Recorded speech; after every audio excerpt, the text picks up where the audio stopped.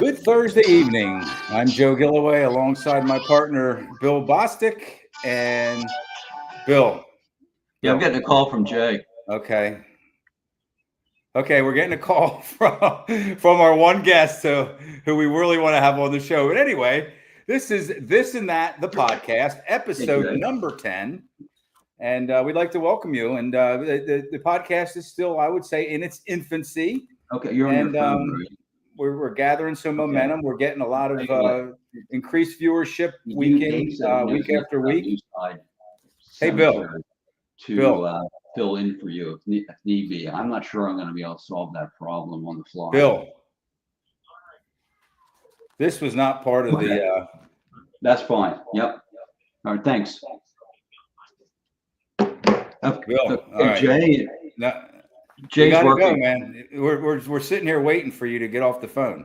Jay is working on it, so we'll see if he pops in. Otherwise, yeah, we'll just move forward. I don't mean to scold you, Bill. Okay, I didn't hear what you said. So I said let's get the show on the road here, buddy. Okay, so anyway, tonight's show is going to be the history of Lower Paxton Township, or at least some history of Lower Paxton Township, with some experts from the Lower Paxton Township Historical Commission, and they are scheduled to join us. Jay Purdy, who Bill was just on the phone with, Bill Minsker, and committee chairman Dave Doyle. So we're really excited to have these guys know their stuff when it comes to Lower Paxton Township.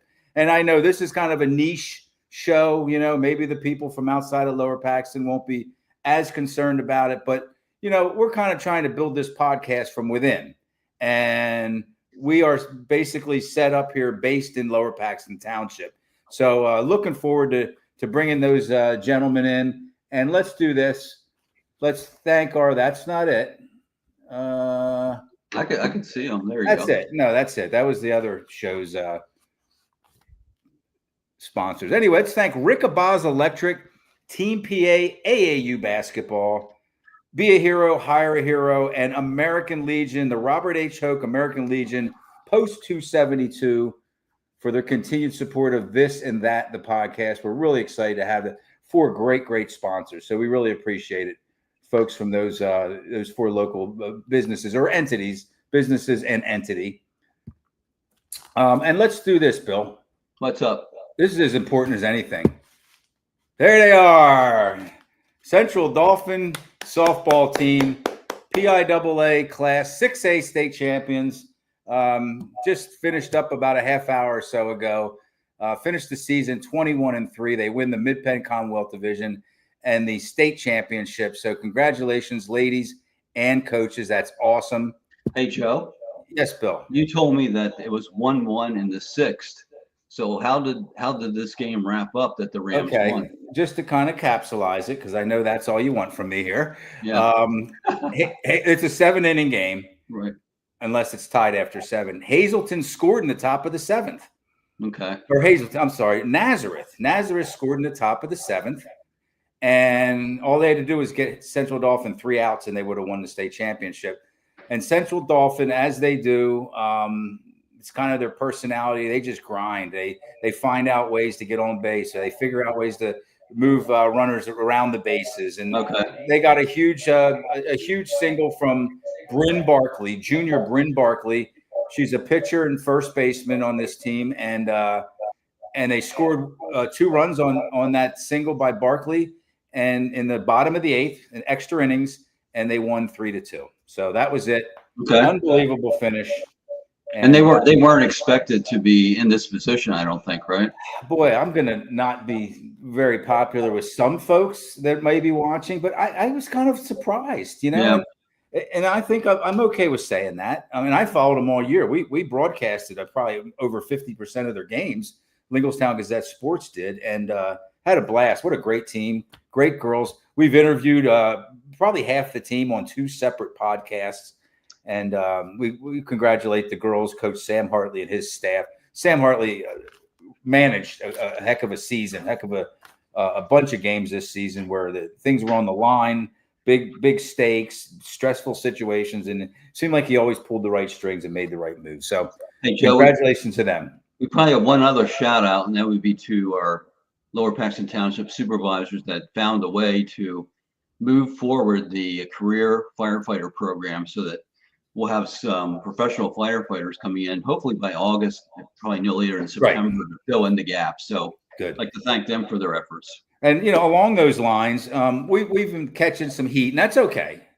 But Bill and I have been catching some heat, or I don't know if it's the heat's coming right at Bill and I as human beings, as people, but this and that, the podcasts have been catching some heat because people in the community think that we're kind of just targeting certain types of people, certain political backgrounds, certain men and not women as guests on this show. And that's not right. That's not accurate. I just want to let you folks know that we have invited Laura Kurtz, who's the chair of the Board of Supervisors for Lower Paxton Township.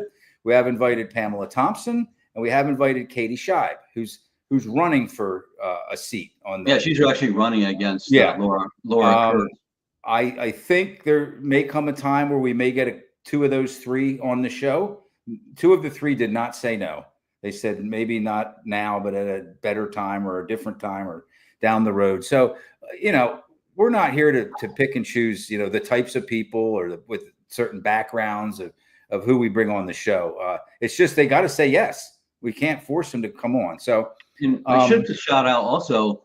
Next week we have confirmed to bring on I think it's Deputy Fire Bureau Chief Brett Graham, who's been instrumental with this new firefighter program. He'll be coming on. That's a good get, a great get there, Bill. That's what they call it in the business. It's a get. Okay. That's the business we're in. Okay. Yeah, I guess so. I don't know. I've heard other people use that term. That's a great get. Sort of like sourcing. We're sourcing all the time. So we were at the township meeting Tuesday night. I think it was Tuesday night, right? Yeah. Monday, Tuesday. Tuesday, and it was. I want to say this: Laura Kurtz runs a great meeting. Okay, she does a very good job. She's a new chair. She's bright. She's articulate. She's attentive to. You have to be attentive to the needs of everybody in that room. Mm-hmm. To the township manager, to her fellow board members, to the people that are sitting there waiting to get on the lectern or on the lectern, and I think Ms. Kurtz does a wonderful job. The only thing I would say, Bill. And What's this that? didn't just happen under Ms. Kurtz. Okay. I don't think that the speaker should be double dipping. What do you think? If somebody is given an opportunity to go up and speak, publicly, you better have it all ready. You better have it all together. I don't think you get to sit down and then you obviously you do get to do that, but and then go, oh man, I forgot something, and then head back up to the lectern again and. Well, that's really in my experience, that's really up to the chairman. Absolutely, yeah. In most cases, they have a set public comment period, and that's the only time the public weighs in. Now, Lower Paxton does it a little bit differently. They allow people to come up and talk about specific issues. Mm-hmm. But it's probably not appropriate, honestly, to come up if they're talking about topic A. You want to talk about topic Z, it's not appropriate to come up and do that. Well, that's not what I'm referring to. I'm referring to coming up and talking about your topic, whatever it may be, an appropriate topic, let's say, and then somebody else retorts, or you hear something else that triggers you to get back up off your seat and back up to the lectern. And, oh, whoa, I forgot about this, or I want to respond to that person's comment. And tough, you got to kind of suck it up. And that's going to be something that Chairwoman Kurtz is going to have to deal with, figure out how she wants to do it. But I think she does a fabulous job. And I'm not attacking her at all. It happened before she came aboard. I could be totally wrong. Maybe I just have to deal with it. So, but the two hot issues that we have our eye on, we're covering local government. And the two local governments for us are essentially Lower Paxton Township government and Central Dauphin School District Board government, Central Dauphin School District government. And the other kind of hot issue with Central Dauphin School District is the situation with the paraprofessionals. I had a chance to talk to somebody behind the scenes earlier today. I can't say who it was, or what we specifically talked about. I just want to say, Bill, that it may not, it's probably not what it may seem or all it may seem to be. I believe 19 paraprofessionals are basically teachers' aides. Okay. But I don't want to say like some, kid in school, still in college, that kind of teacher's aides who's just smacking erasers and whatever they would do. It's way more involved than that. And they're involved in instructional support, classroom management, student support.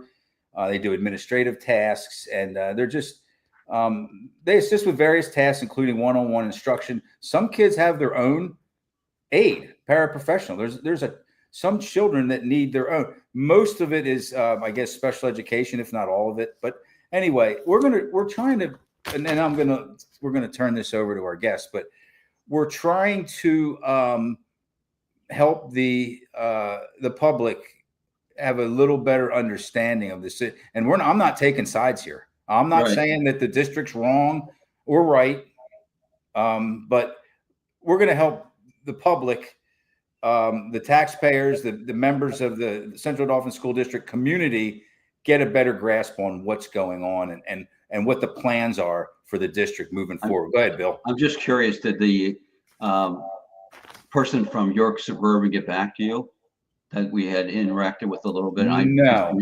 Okay. No, that's an ex-paraprofessional, right? No, she was actually a director of special education, had worked in the district. Oh, okay. Yes. She didn't get back to you. Okay. No. She did say that I think she's the woman that said that she had to figure out if it would be appropriate. Yes. There's legal, definitely. Okay, Bill. So we're going to time out again here. No, I'm going to send him a message. Okay. I think that's it, Bill. How about this? We forgot this last week. We have our disclaimer. The views and opinions expressed on this show are those of the participants who state them and do not necessarily align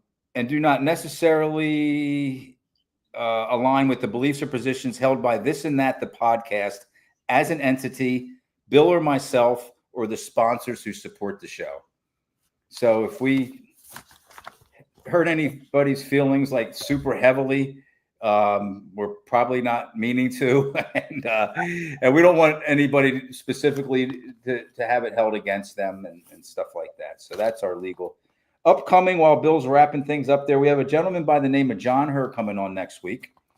He is a stand-up comedian. He went to all Central Dauphin schools, Penn State grad, main campus. He was a speechwriter for some heavy hitters for years. And now he's given it, he's been a stand-up comedian for years now, but he's given it a shot as his primary source of income. So John Herr, also known as Hurricane, will be joining us next week, along with Bill, the fire, is it the chief? No, not the chief. Deputy chief. Deputy chief, Graham. Yeah, he's really the main guy with the fire, the primary guy with the fire. 2 weeks from now, we're going to talk to some folks from the Big 33. So, Bill, I'm ready to. Let's bring him on. Let's bring him in. There's Dave Doyle back on the stage. Bill Minsker back on. Bill Bostic, you have Bill Minsker set up in your cabin tonight. Yeah. Oh, you just spoiled it, Bill. For all these people that thought you were actually in a cabin, now they know you're not. It's a shed. It's a shed. Okay, so what I'm going to do now, Bill Bostic, I think you know maybe a little more than I about a lot of this stuff, and you do know Bill Minsker, and I don't. We just met in the green room, I guess. Or Dave and I have been chatting for years now on Facebook, and we get along real well. And his father was my 8th grade civics teacher, Mr. Doyle, and he was wonderful. He was a great teacher and an awesome guy, and I'm sure Dave was blessed to have Mr. Doyle as a father. I know you were, Dave. So, Bill Bostic, let's turn things over to you. Why don't you take the reins from this point on? And I do have some questions. If you guys don't cover them or address them, I'll jump back in later. But why don't you get the ball rolling, Bill? Okay. Well, we're going to start out with, as far as the more modern history of Lower Paxton Township starts with Lingelstown and Bill Minsker, who, Bill, Bill and I share one thing. We both have been called the mayor of Leonardtown. So I guess we share a title there. But Bill, you have a museum in your home, and it's in the square, don't you? That's primarily dedicated to the township in the village, don't you? That's correct. Part of the museum is Lingelstown history and Lower Paxton Township history, and a little bit on Dauphin County. Before we go any further, Bill Minsker is the mayor of Lingelstown, and Bill Bostic, you are the deputy mayor. Okay. I think Bill Minsker is a little more qualified. I mean, I hate to. You're my partner. You're my good friend, Bill Bostic, but Bill Minsker gets it. Go ahead, Bill. I'm humbled. But yeah, I was very interested in hearing you say that, refer to me about pointing Lingelstown, the capital of Lower Paxton Township, in a public meeting. Oh man, I love that expression. Before we get into Lingelstown, do you have any information or know, like in the early 1700s, we're 50, 60 years before Lingelstown became Lingelstown or St. Thomas, what this area was all about? What was it what was going on here in our area? Do you know? You're asking me? Yes. Well, this whole area was part of a huge area called Paxton Township, which was part originally of Chester County, and then Lancaster County broke away from it. We were part of Lancaster County until eventually Dauphin County broke away and became a county of its own, and Paxton Township took much of the land that is today Dauphin County, with 40 municipalities, that's cities, boroughs, and townships. And over the years, those municipalities broke away from Paxton Township to become their own municipality. And the very last chunk of Paxton Township left was Lower Paxton Township, and that was in 1767. So we go way back to the beginning, but we're also at the very end. And then from 1767 on, Lower Paxton Township was a municipality on its own. Bill, you weren't even around back then, Bostic. No, I wasn't. Jeez. What year did Lower Paxton Township become a township? 1767. Okay. And what kind of settlements were around here in 1765 whenever Lingelstown was founded? Well, the two earliest settlements, earlier than Lingelstown 1765, the earliest settlement in our locality is Middletown, which was founded in 1755, and then up the Swati, Hummelstown started in 1763. So they're a couple years older than Lingelstown, 1765. And then all the other, in Dauphin County, all the other municipalities, all the other villages took off on their own, and we are what we are today. Okay, and now talking a little bit about the village founder, Thomas Lingle, do you have any idea what attracted Thomas to focus in on Lingelstown area and ultimately, start the village? Well, he came here as a very young boy with his parents that were sort of forced out of Europe, as many people were, because of religious differences. And his parents settled in what was the earliest part of Pennsylvania, in the Philly area. And as people were doing, they migrated to the west, as you were saying, Bill, the frontier, and eventually he became, as we would see today, a property developer. He bought land here in our area and laid out the village. I can show you if you want to see this. Yeah, go ahead. Because we have some serious echoing. We have some serious. This is the original. Would it help if he puts his headphones on? I don't know. This is the original plot plan of the town. It's on sheepskin parchment that Thomas Lingle drew out in 1765.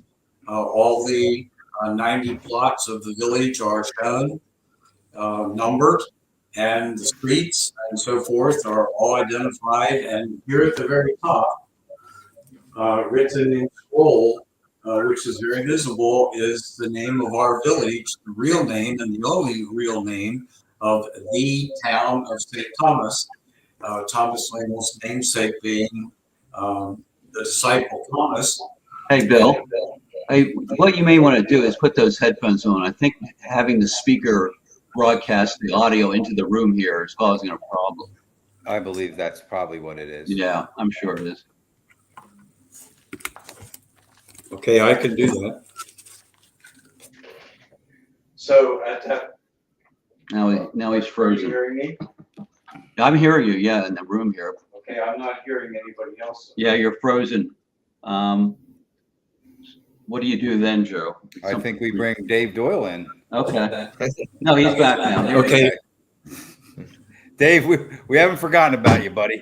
I'm hanging. Okay, good. Well, we're talking with Bill Minsker about Langellstown. Dave, do you have any, what we're talking about is really the beginning years of Langellstown. Do you have anything to add to that? One of the some of the interesting things about Langellstown is that when you had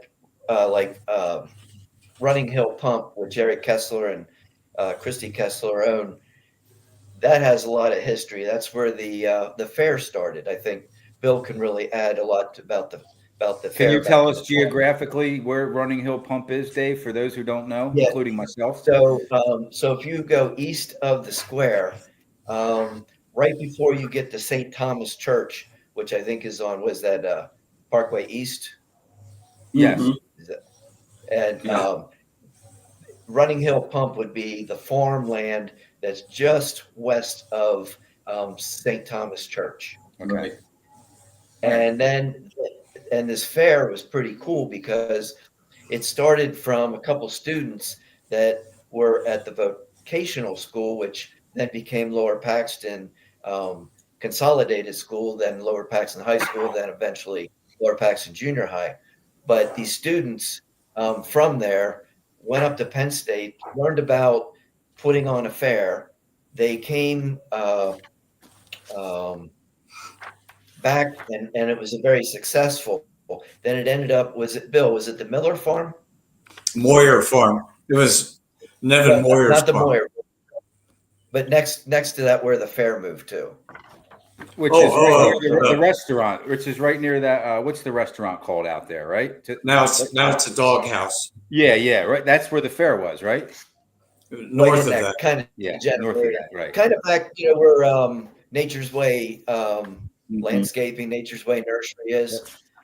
That farm area behind that, and and that fair brought 20,000 people. That's incredible. Eventually, and this is back in the early 20s. Our whole township only had 2,600 residents, and a lot of people, if they didn't come in by horse, they would ride the trolley that would terminate up by the Eagle Hotel, and then they would have to walk all that Okay. distance. Yeah, So they had horse racing or harness racing or something out there, didn't they? That's correct. Yep, and they had all the, just like a county fair would have, with all the pies and the baking and all that. But you're right, and I think, Bill, am I right that they also later on had motorcycle racing? Correct. But they I had bet you could get a good shoe fly pie back there at that fair. and they had a carousel. And when it eventually broke up, those carousel horses people were starting to take them. Well, the people that own the farmland still have one of the original carousel horses, which is pretty. Yeah, cool. and there's actually I think there's a video of that about that fair. I've seen it on YouTube. Where can like take this as an example? Where can people go to see a video about the fair you're talking about, Dave? Do you know? Yeah, that would be on our. If you went on to YouTube. And you typed in YouTube and typed in Lower Paxton Historical, you'll see a a number of videos, presentations that we did over the years, and one of them was dedicated completely to that fair. And it's matter of fact, the woman that owned the farm is the one that did the presentation. Interesting. Yeah, and Bill Minsker, one of the things I wanted people to hear, I'm sure you know about it, is that the village of Lingelstown has an interesting design of our square, in the way the rectangular shape of it, how things widen out as you get to the square. Do you know anything about that square design and its significance even in other towns around Pennsylvania? That's a rather unique item for Pennsylvania villages. Our Lingelstown Square is quite big. It's really longer than the Harrisburg Square. It's not as wide, but it's longer. And it was called Market Square because that's where farmers would bring their produce. And for many years, until we had Harrisburg street numbers, my address on the square was 49 West Market Square. And that 49 is the plot number of the original village. Okay. And so this design is elsewhere. What do you know another town that has it in our area that people could even compare it to? Oh, Hummelstown, Middletown. A lot of villages have a square. Okay. And Closest to us, I guess, would be Hummelstown. okay. And one other thing, maybe, and then I've run out of questions after this one. And this is, I know at one time there was a push to get Lingelstown a historical designation of some sort. It didn't get done. But why is it that governmental officials don't consider Lingelstown to be a quote unquote historic location? But it wasn't quite like that. Following the national bicentennial in 1976, the township had a commission of its own to create activities to celebrate the 200th anniversary. And our biggest event, based on the national slogan of "So your children can tell their children," we took that slogan and made it "So your children can show their children." And we created the historic district in Lingelstown based on the boundaries of Thomas Lingel's original layout. And that existed for 8 years into the 1980s, when there were a number of residents in the village that didn't agree to the historic district and convinced the township supervisors to cancel the ordinance that set up the village. Today, the zoning that is for Lingelstown is still pretty much based on that same boundary setup. Okay. So because of the disputes with property owners, it sort of fell away, is what you're saying. That's correct. Well, Okay. there weren't disputes. There were just people that didn't fit into the idea of what we were trying to do to preserve the properties. Okay. Does anyone else have questions for Bill or Dave on Lingelstown? That was just a quick overview. There are no questions that come in from the viewers. There's nothing. No, nothing now. But I guess maybe I'll bring Dave in if that's okay. Sure. Dave and I are both kind of longtime colonial parkers. Okay, is that the word? Colonial Parkians. We'll go with that.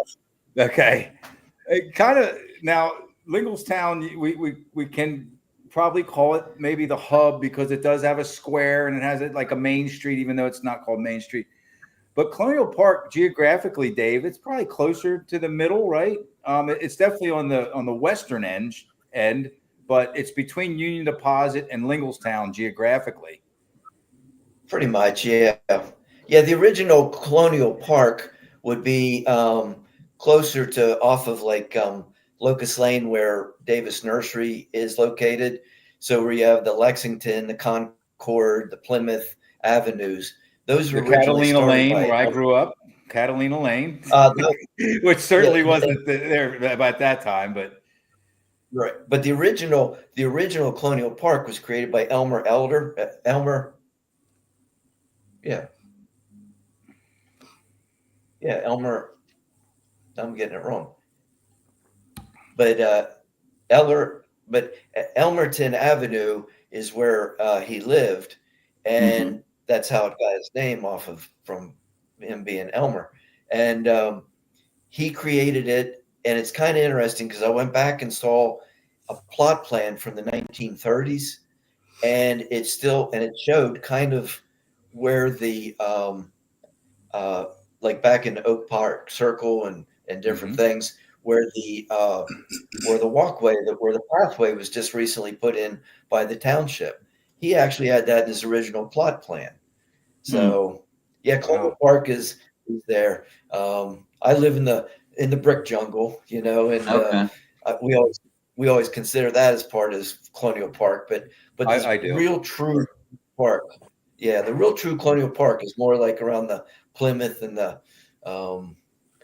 streets that all sound like they're from the colonial days. Hey, That's Davis. downtown Colonial Park.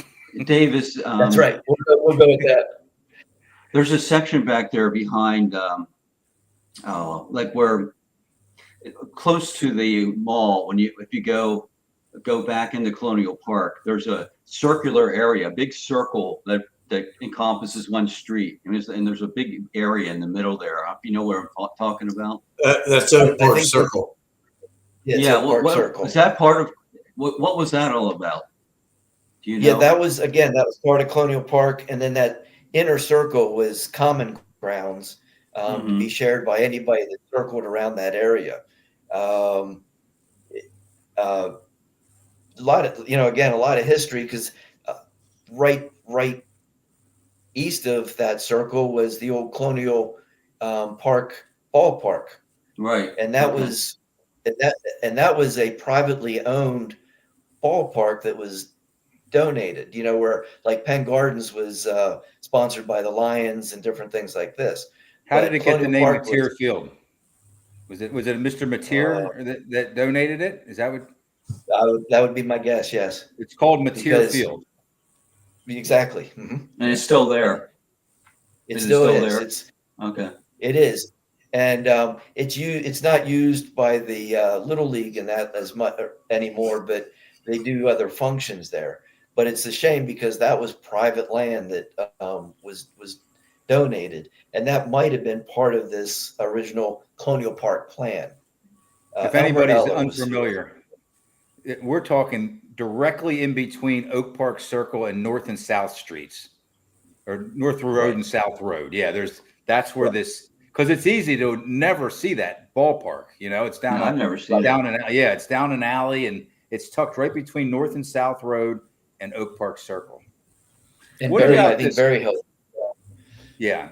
What about this, Dave? This is jumping forward quite a bit, but I know I'm intrigued with this. I know a lot of people are intrigued with this.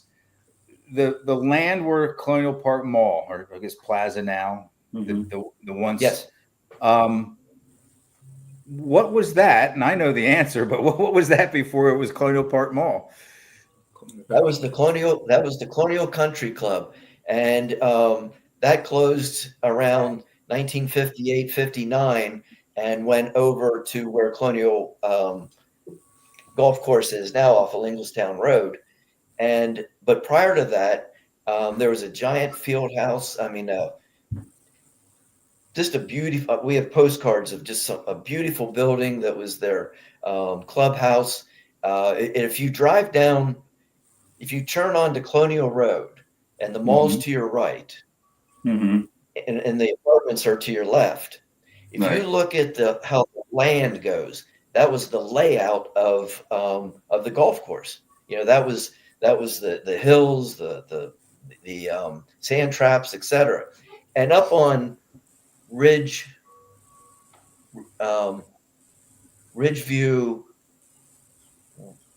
Road, I think it is, right across from like S&T Bank.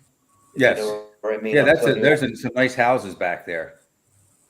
Yeah, but the funny thing is, if you drive back there and you look at the houses that you could tell were original, you're looking at the back of the house, because when they were built, it was kind of prestigious. The front of the house was built towards the golf course. So, and that was a very nice area. It was used a lot, and then eventually they just decided to move it, and the mall was put in, because the mall is actually built on top of a stream that goes underneath, which I always wanted to get down in. There's a trap door that goes down to where the utilities and stuff can be worked, and I'd love to get down there and see what that looks like, because that's Hey, the Dave. original mall. With that golf course, I've heard it was like the holes were lined up just right beside each other, almost like bowling alleys. Do you have any idea if that's true? That I don't know for a fact, but Okay. you're talking. I mean, that was an older, and it was prestigious. I wish I had my postcards here. I'd show you a picture of what what the house looked like. But there was some residence near there too. Like there was residence where Red Lobster is now located. Mm-hmm. So it was kind of an intermingling of this golf club and the residential area. But Colonial Park has a lot of history. I mean, I remember as a kid, Sinclair Oil came out with a dinosaur show one time, and they brought in this giant dinosaur, and my brother and I got these little plastic ones, and then of course they had to have the guy that they found in the ice, that was a caveman, and all of us kids wanted our parents to take us to see that. Do you remember that, Bill Minsker? No, You don't remember that? Okay. You don't. He's not that old, Bill. no, but Colonial Park wasn't my area. Oh, okay. He was too busy working his mayoralship in Lincolnstown. Let's kind of shift gears a little bit, not away from Lower Paxton Township history, but let's talk about some schools. Okay, you already explained to the viewers exactly what Lower Paxton Town, which is now a church, but the last school it was Lower Paxton Junior High. You went back like 2 or 3 schools there. There's a building that has just now becoming the Central Dauphin School District administration building. It was a private business for years. Before that, it was the Lower Paxton Township township offices. What school was that, Dave? So originally that was Hainland Elementary, Hainland, and the Hain family were builders in the area, and but Hainland School was, you can go back to the 1930s, and it was a brownstone type of a building. I actually attended kindergarten in that school, and then I went to E.H. Phillips. And my brother went to kindergarten, then over to Phillips, then 3rd grade or 2nd grade back at Hainland, and then that was it. But the township building originally used the old school until it was demolished, and they built their first new building before that was demolished, and then the one that's existing there now. But Hainland belonged to the Lower Paxton school district. And then it was when Central Dauphin came in the 1950s and did a consolidated school district where they brought in all the 7 surrounding municipalities. A lot of the different schools that used to belong to Lower Paxton and other places like Swatter and that all fell under the umbrella of Central Dauphin. But Hainland's pretty, yeah. And for those who don't know, that's Prince Street, right? Or that's North Haux? That would be South Haux. Between Haux. South Haux. Yeah, between Haux Road and Prince Street. Right down from the but it really sat right. It really sat on Haux Road. Okay. And then there's another old school. If you go back on Union Deposit Road, right off of Nye Road, you now see it's an old brick building it's now owned by a pigeon club, and it sits on the left-hand side. Turn off of Nye onto Union Deposit Road, heading west. About a block or so in on the left-hand side, and that was Oakdale Elementary. And that was an old school that served and then was never used by Central Dauphin, but it was used under the old school district, under the old Lower Paxton School District. Okay. Yeah, that's one of the things I had written down. That intrigues me. I mean, where did people go to school back then? I think Central Dolphins' first graduating class was like 58, something like that. So there had to be a lot of kids getting educated well before 1958. Hey, Bill Minsker, where did you go to school? I was the first of the baby boomers. Okay. And all the way through school, we had new buildings. So I started, as Dave did, in kindergarten. I started at Lower Paxton and went kindergarten, first and second grade there. And then to prepare for all the baby boomer kids, the elementaries were built that we see today of Lingelstown, Paxtonia, Northside, Southside, E.H. Phillips. They were all built to accommodate this huge influx of kids. So then in third grade, I went to Lingelstown on its first year. And at that time, that's when Central Dolphins started. So Lower Paxton was converted to a junior high school. Okay. And sort of like junior high, middle school. So then in fourth grade, I went back to Lower Paxton when it was in the last phases of being an elementary school, and then back to Lingelstown for fifth and sixth grade, and then back to Lower Paxton when it was a junior high for seventh, eighth, and ninth. And then our class started Central Dauphin East High School. We were the first class in the Central Dauphin district that was divided. So after 10th grade, our class was split, and the students who lived in Lower Paxton Township and the vocational and business students were transferred to CD. So I went to CD for 11th and 12th. All the other students in all the other municipalities stayed at CD East. So we got flipped around back and forth as the population continued to grow of kids. And, we just had nice buildings all the way through school. Yeah, hold on. Dave, go ahead. Who was calling for? I think they'd be interested. Going back to Lingelstown, tell them about the teachers college that's in Lingelstown, down on the east side. There you go. The building's still there. This was called St. Thomas Institute, and it was the place for people to go for professional education. So many doctors, lawyers, dentists, pastors, they all went through St. Thomas Institute until into the 1800s. During the Civil War time, we have pictures that show a collection of our local young men who became militia and parts of the North in its war effort. Also, the Paxton Band was created there. The Oddfellows had a meeting there. This building has quite a history to it, and it sits there right along. Yeah, it's still there. Hey, Joe. Yes. We may want to reintroduce the show, and then in short order, we want to switch over to the Newside Cemetery because they're trying to do some fundraising. Okay. Yeah, let's do that. I want to cover that and then one other thing, and I'm going to keep that to myself until I bring it up. Okay. Anyway, this is episode number 10 of This and That, the podcast, alongside my partner, Bill Bostic. I'm Joe Gilloway, and tonight we are covering the history of Lower Paxton Township with some experts. We have two members of the Lower Paxton Township Historical Commission, Mr. Bill Minsker, the true mayor of Lingelstown.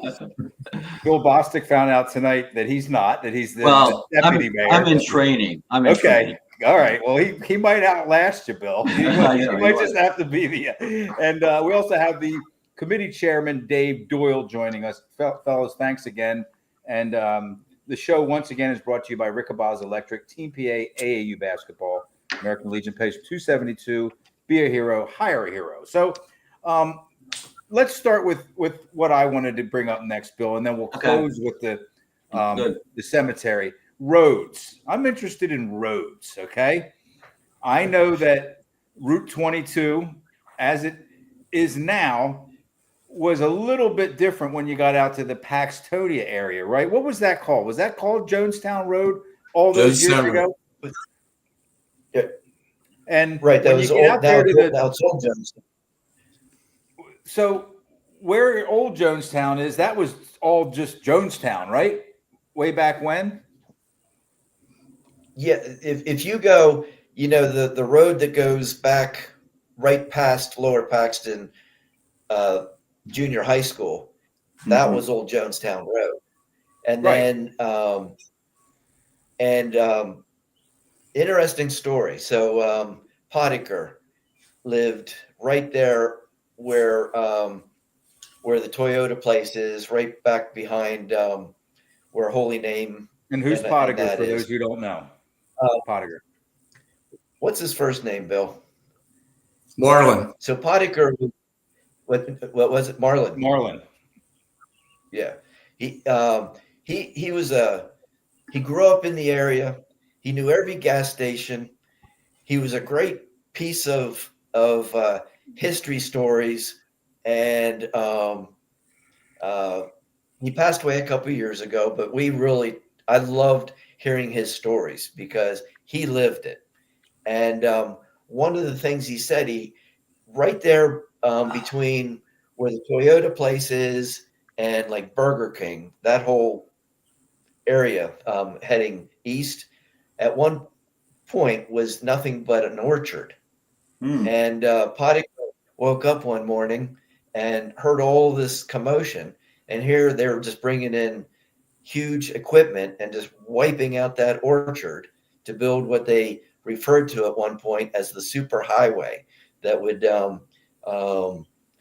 connect. Instead of going up around having a 2-lane road, they made a 4-lane Jonestown Road and went all the way out to the east to get like to the Gap and stuff, Indiantown Gap. But that was all orchard at one time. So Wow. let me ask you this: to the I don't want to say naked eye, but to the person that's familiar with Lower Paxton Township, it looks now like the main roads start with Union Deposit Road, and then Locust Lane, and then Jonestown Road, Yep. and then Linglestown Road. Were they always the main four kind of arteries, or however you want to refer to them, even many years I would ago? say yes. Now 3 out of those 4, not counting Locust Lane, but the other ones originally were Native American pathways Wow. that were eventually used as a coachway, for the stagecoaches and that like Bill would be able to say that they would go all the way up to Fort Hunter using Linglestown Road, but those were all originally Native American roads Trails. and Trails. trails. That's all And I'm very going to give intriguing to you me. Joe, one little.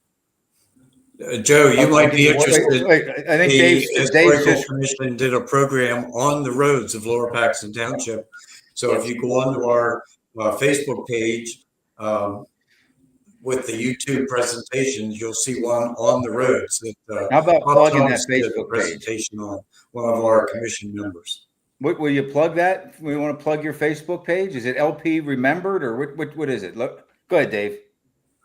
No, ours goes. If you just go on YouTube and just type in Lower Paxton Historical Commission, we kind of lost our Facebook page, Right. but I won't get into all that right now. All right. But like what Bill's saying, there's we have the plane crash, that wrecked in 1951. We have a presentation. We have the fair. We have the trolley. We have one on roads. So there's a whole lot of information there if you go to our YouTube channel. But I'll tell you a fun little tidbit, and Joe, I think you'll appreciate this because you mentioned Prince Street. So when the brick jungle was being built, I found a fundraiser that the Colonial Park Fire Company put out, and on it was a map of the area, and it was showing the brick jungle, of course, being built and such, and it had the different sponsors around it. But guess what? Prince Street didn't go all the way from Locust Lane to Jonestown Road yet. Guess what its name was? Cyclops Avenue. Wow. Why? Where exactly from? I have no clue. Wow. But I love That's that. not a good name. That's It's like not a good name and a great name at the same time. You said it was Cyclops? Yes. Cyclops. Cyclops Wow. Road. Okay. And I have so, two maps that use that. so who's going to do I thought Jay that was- Purdy's heavy lifting now? All right. Dave said he knows some stuff about Okay. it. I can. So I'm gonna. I have four photos that I'm gonna. Yeah, why don't you pick out one that shows the cemetery, the fenced-in area, so Dave can spin off that. All right. Let's go to this one here. Is that what we? No, want to that's see? not the one I want. The one that shows the fence around. Look, this is We good. have that, and then we have that. Yeah. Let's start with that. What do we see? What are we looking at Okay. here, Dave? So in that's a Daughters of the American Revolution presentation that happened in the 1920s. And the interesting thing is, you see the fenced-in area that's around it. That contains a number of stones that date back from the 1700s, but we did not locate any bodies within that fenced-in area. So it was originally. So that's all of our mug faces. That's from, a motley last crew weekend. there, Dave. Man. And Jay Purdy's in the blue. Jay Purdy's in the blue on the left. That's Yeah, you got Jay on the left, me on the right, and all the ones behind us were all volunteers that showed up that day. And we had one of the things that let me back up. Robin Lindsay came to me earlier this year, and she said, look, I want a project that we can dedicate in 2026. And so basically there was no battles in Lower Paxton for the Revolutionary War. But what we do have are cemeteries. We have several cemeteries that contain the remains of people that fought for our independence. But the interesting thing about the fenced-in area was Jay and I, along with a couple other people, originally started the Lower Paxton Historical Society back in the early 2000s. And we got the township to take ownership of that fenced-in area in 2007. So I thought that would be really a great piece to have for our dedication. Now, the picture that you're seeing here. Well, Dave, before you get into that, could you help people? This is Newside Cemetery. I saw like Newside Churchyard Cemetery online. But let people know where this is and how this place was found. That'd be great. So we're going back to the 1700s, but currently where it's located is if you take where Rutherford Road crosses Union Deposit Road. As soon as it crosses, that becomes Newside Road, and that goes out to Page Road. And if you're ever on Newside, you'll know there's a real sharp turn when you first are coming off of from Union Deposit Road. Right where that sharp turn is right past that is the fenced-in area where the stones are right now. Doc's Pond used to sit back in there, right, Dave? Doc's Pond, remember that? Well, Doc's Pond was more over by where the osteopathic hospital is. What pond was that up there then? Geisinger's? Freising. That was the Freisinger farm. Okay, all right. Right. Thank you. The Freisingers bought it in the early 1900s. All right. But back in the 1700s, the Newside Church broke away from the old Paxton Presbyterian Church. And I'm working right now with their historian, Norm Daniels, who knows all the history of Paxton Presbyterian. But when it broke away, they built a small church on the property. We think it's located, if you're looking at the picture you're looking at right now, that flat green area, Okay. which that's not owned by the town, by the Four Seasons. That's privately owned. But we found what looks like a foundation there. We can't say it's the church, but originally the church was there. As soon as the minister, it only lasted for a number of years. When the minister passed, it was never replaced and it went to shambles, but the cemetery was still there. And that's the part that we're trying to search, because these people that are buried there were from the French and Indian War, the Revolutionary War, and also our early settlers. Hey Dave, let people know what this guy is doing here on this picture. What is that He's all not about? golfing, is he? It looks like a push cart. He's not golfing, but that bag that he has over is protecting, because we're in kind of a rainstorm at the moment. Okay. But All right. his name is Jerry Contino, and he's from Utility Services Group. Jerry I mean, this is like the best thing that could ever happen to us.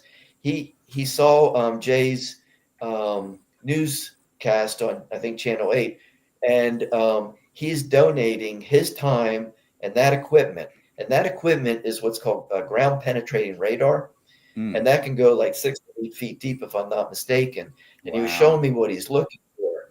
You're not going to see like a body or even a box, but what you'll find is a disturbance in the soil. And then he'll place a white flag like you see right now. And once you get the white flag set, you can start to figure, okay, a body was buried there. That's a site. This is a site, and that's a site. And I think we uncovered between 12 and 15 of them just in that area. And we're going back this Saturday. Jerry will be there. We're trying to clean up as much of the woods as we can, because he's got to be able to go through the trees, but he can go over like some undergrowth in that. So we're just trying to get it where he can get that machine in. But what you're looking at right behind us is where those white flags that you just saw. Okay. And if you look over, like if you look to the left of where Jay is, you'll see what looks like a little white flag. Oh, yeah. And that's right next to 3 trees that we're trying to get cut down that are near we think it's a data line utility pole. But if we get those cut down, we think we can identify some more sites, some more burials at that area. Yeah, what we want to do. There was a report on Channel 27 about it. I did see that. But before we get too far into this, can you tell us about the fundraising element of what you're trying to do, raise funds for how to donate and all that kind of thing? Well, any donation, we're using the Lower Paxton Community Foundation. That's the one that Paulie Murphy had started. Right. I sit on that board. I sit on that board also, but that's a 501c3. So the money can be donated in our name in the Lower Paxton Historical Commission designated for this project, and we'll be able to use that whenever. What we're trying to do is we'd like to build we can't put steps in right there. It's too steep and too close to the road, but there's a sidewalk that's way off the road along those woods. And we would like to cut a path that goes with a gradual grade that would go up to the that fenced in area. And then we'd like to put a sign up there, a plaque with like a QR code that the more information we get, somebody can just go up and click on with their phone, and it's a very dynamic link then. That's wonderful. Is there a place we can go to donate at this point? I mean, you can write a check, and any money can be handed to us or Bill or anybody, and we'll turn it over to the Lower Paxton Community Foundation, and they'll hold it in trust for us. The problem is, we fall under the township, and if money goes to the township, that it can't be reserved, and I can't guarantee I'm going to get it back. But we can week by using this conduit with the community foundation. How much money do you That's think what- you need? How much money do you Well, think you would need? The sign itself will probably be about $1,400. So far, the GPR has been donated to us. Right. All the equipment, of our trash bags and all that, we're paying for out of our own pocket. So the biggest expense would be probably when we start cutting the trail in, depending on how it's designed. I'll get somebody that knows a lot more about that than I do. Right. I'd like to keep it as I don't want to use the word. Best word I can use is primitive. So it looks natural. Right. Right. But eventually, if we can get approvals, I would like to put a little marker, because those flags that you saw are only going to be temporary. But if we can get a little marker that somebody can walk by and say, "Oh, there's a grave, and there's a grave, and there's a grave," I think that would bring some respect back to the area, knowing that, hey, these are people that fought in the Revolutionary War. Right. And this is what the name you're using is Newside Cemetery. Is that right? Yes. For this news. Okay. I think to Yeah. wrap up, why don't you guys tell us about the Historical Commission, what you do in these meetings, and when your next meeting is? Well, Bill, you want to take it, or you want me to take it?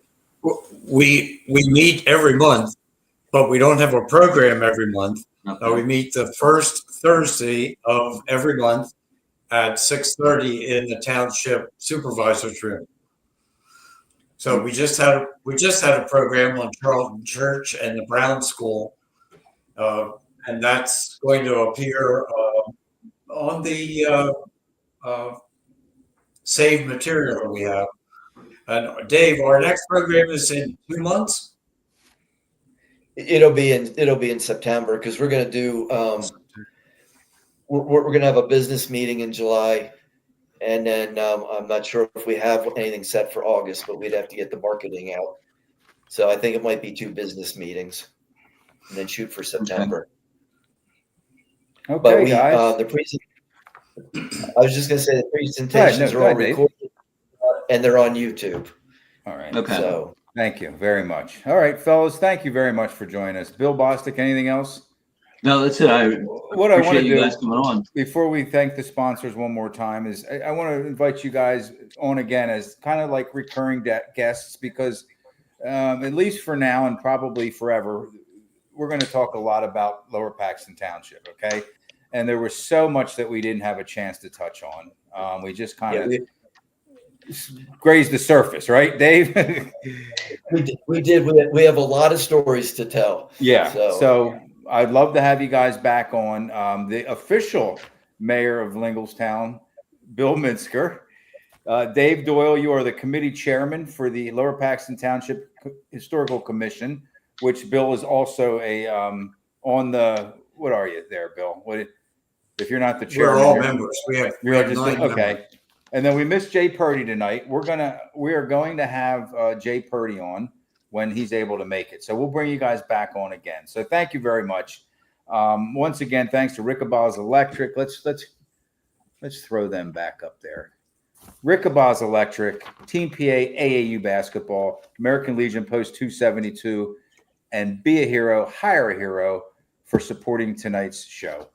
And that's going to be it. Next week, we got John Herr coming on. He's the stand-up comedian, was a very, very had some really great speech writing jobs. George H.W. Bush, Tom Ridge, Ariana Huffington. He wrote speeches for all 3 of those folks. He's a Central Dauphin grad. I went to school with him a few years ago. And then we're also going to have the deputy, the deputy chief? Yeah, we'll call it Deputy Chief Brett Graham of the Lower Paxton Township Fire Bureau. Fire Bureau. Yeah.